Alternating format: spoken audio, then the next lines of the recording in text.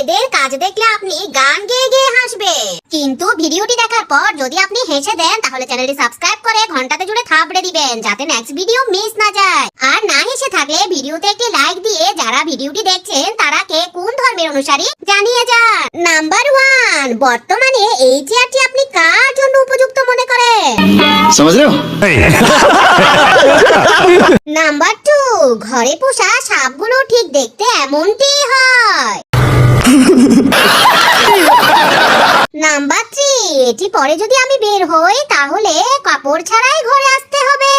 Sir क्या बात है। নাম্বার 4, বানররা মেকআপ করে জানতাম কিন্তু এখন দেখি মডেলিংও করে। নাম্বার 5, বাথরুমে যাদের অনেকক্ষণ সময় লাগে তাদের জন্য এই টয়লেট বানিয়েছে টয়লেট কোম্পানি।